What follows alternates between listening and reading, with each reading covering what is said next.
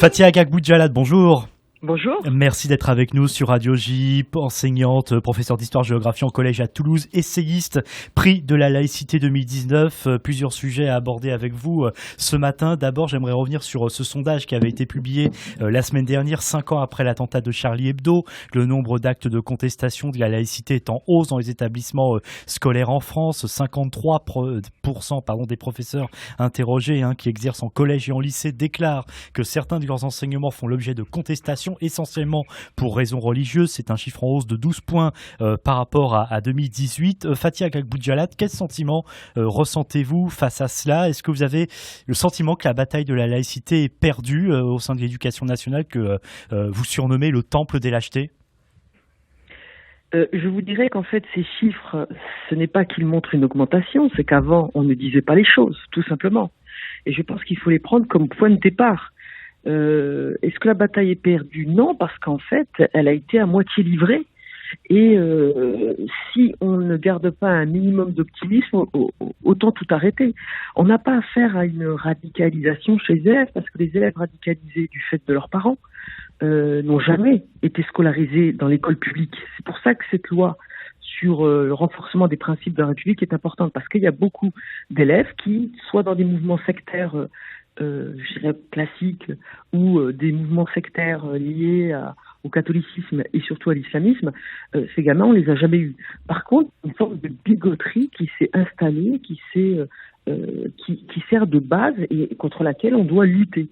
Et cette bigoterie, c'est le refus de l'égalité femmes-hommes, c'est ne pas vouloir faire les cours de natation quand on est une fille, c'est ce genre de choses-là. Donc enfin, on part avec des données chiffrées fiables qui ne permettent pas de dire qu'il y a eu une explosion. C'est simplement qu'avant, les profs le disaient pas, l'administration le cachait. Voilà, enfin on sait de quoi partir maintenant. Fatia Agagboudjalad, est-ce que le projet de loi sur les séparatismes en ce qui concerne l'école, on parle notamment du gouvernement qui veut réduire le nombre d'élèves instruits à domicile, ils étaient 62 000 l'an dernier, est-ce que ce projet de loi sur les séparatismes pour vous convient? Qu'est-ce qu'il faudrait faire en priorité? Ou est-ce que vous estimez au contraire que ce n'est pas assez, que c'est peut-être encore une loi supplémentaire qui n'aboutira pas pour rien? Bien sûr, comme toutes les lois, il faut qu'elles soient appliquées. Jusqu'à maintenant, il y a énormément de lois qu'on n'a pas appliquées. On a des préfets qui laissaient faire les maires clientélistes et qui maintenant, enfin, vont peut-être se décider à agir et à faire respecter l'état de droit et la République partout. Donc, j'aime le fait qu'ils aient changé le nom pour dire loi de renforcement des principes de la République, parce qu'on a trop été sur la défensive. Voilà, on a trop été sur la défensive. On a un beau modèle en France, un modèle qui a fonctionné avec des générations d'enfants d'immigrés, même avec leurs parents. On doit le défendre, et on doit le défendre pas de manière offensive, mais de manière, ce mot détestable, la Startup Nation, de manière proactive. Donc l'école n'était pas obligatoire, c'est la scolarité qui était obligatoire.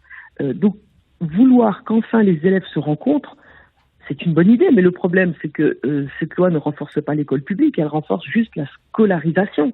Les écoles privées sont presque toujours aussi faciles à ouvrir, et c'est un juteux business d'ouvrir une école. Donc d'un côté, on a des gens qui ont été obligés de quitter l'école publique parce qu'ils étaient en danger, et je tiens à rappeler cette phrase ignoble de la sénatrice Esther Benbassa, qui avait expliqué sur le site islamiste oumma.com que depuis que les parents juifs scolarisaient leurs enfants dans des écoles juives, il y avait moins d'antisémitisme dans l'école publique. Voilà. Est-ce qu'on va continuer à fonctionner comme ça, c'est-à-dire toujours effacer la difficulté au lieu de se battre pour un retour à la mixité? Donc il y a de bonnes choses. Et moi j'aime beaucoup, dans le couple Darmanin-Schiappa, j'aime beaucoup cette nouveauté avec Marlène Schiappa. Donc Darmanin joue le matamor comme d'habitude, c'est pas très intéressant, mais enfin Marlène Schiappa aborde le côté citoyenneté de manière positive et active. Et ça, c'est une vraie nouveauté que je salue. Dans ce projet de loi justement dont on parle et que vous évoquez aussi, et on sait que vous êtes engagée pour la laïcité, mais vous êtes aussi une militante féministe, il y a justement cette question du voile, et d'ailleurs vous êtes auteur de l'ouvrage Combattre le voilement, entrisme islamiste et multiculturalisme.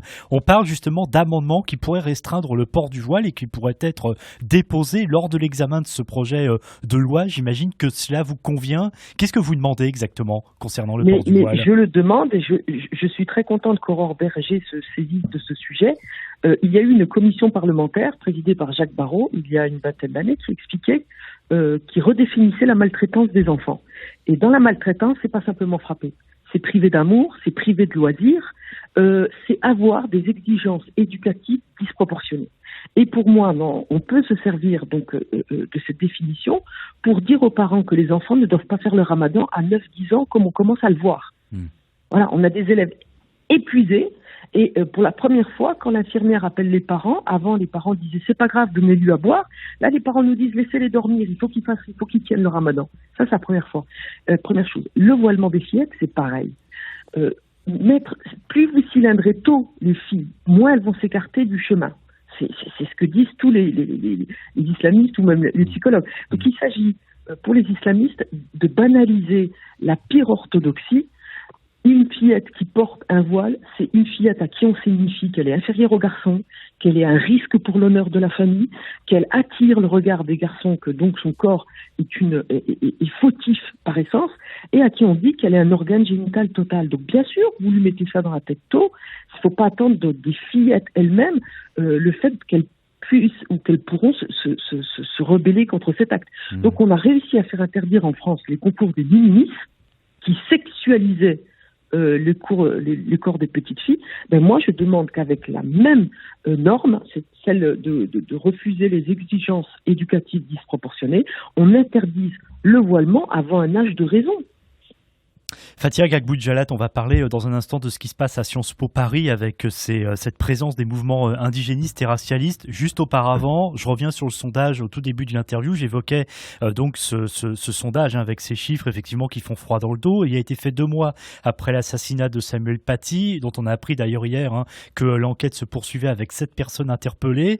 Près de 800 incidents ont été signalés en France lors des hommages dans les établissements scolaires à l'enseignant assassiné en octobre dernier. Vous-même, dans votre établissement, vous en avez été témoin. Vous avez dit sur les réseaux sociaux courant décembre que 5 élèves n'ont pas respecté la minute de silence lors de l'hommage à Samuel Paty. 2 syndicats vous ont traité de racistes, Sud Éducation 3165 et CGT Éducation. Vous avez eu le soutien du CRIF Midi-Pyrénées. Vous avez demandé la protection fonctionnelle, une requête qui devrait vous être accordée, a annoncé Jean-Michel Blanquer dimanche sur RTL. Est-ce que vous l'avez obtenue ?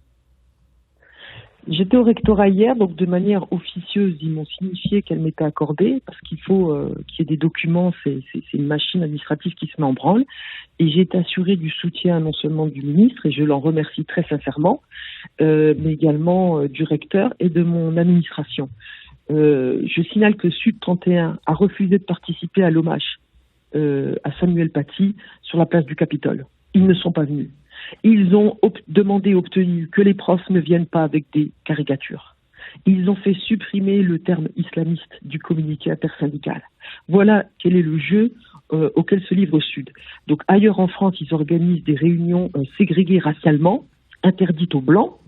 Et c'est la première fois, et c'est ce qu'a dit le ministre, c'est la première fois que des syndicats demandent à ce qu'une enseignante soit sanctionnée. C'est du jamais vu. Et pour ce faire, il se sert d'un texte de loi présenté par le ministre Blanquer qu'ils avaient combattu de toute leur force. Donc Sud, pour moi, est un agent du séparatisme en France. Ils sont dans le règlement de compte politique, ils sont dans l'idéologie pure et ils font un mal infini aux enfants parce qu'ils sont dans l'enseignement du ressentiment. Voilà. Oui. Quand ils parlent aux gamins, c'est pour leur dire que la France est méchante, que la France leur en veut. Voilà, c'est toujours le ressentiment. Et je trouve que c'est désastreux par rapport aux enfants. Très rapidement, il nous reste très très peu de temps. Les enseignements à Sciences Po Paris, cette enquête du Figaro dimanche sur la présence des mouvements indigénistes et racialistes au sein de l'établissement et dans les cours, en quoi est-ce inquiétant pour vous, Fatia Gbagbo-Djallat ? Déjà, ça confirme que ces trucs sont le fait de bourgeois. Et je vais même dire de bourgeois blancs, de fils de CSP+, qui ont besoin de petites révolutions à leur taille, pas trop fatigantes. Donc ça devient comme Evergreen, et je dirais que c'est bien fait pour la direction de Sciences Po qui va se faire dévorer par ces créatures et leurs créations. Donc moi c'est simple, Sciences Po c'est privé, donc ils n'ont qu'à perdre, il faut qu'ils perdent leur financement public s'ils en ont. Moi je retiens cette phrase de Marlène Schiappa, pas d'argent public pour les ennemis de la République. Et ça devrait fonctionner partout, pour toutes les associations, pour les syndicats, pour tout.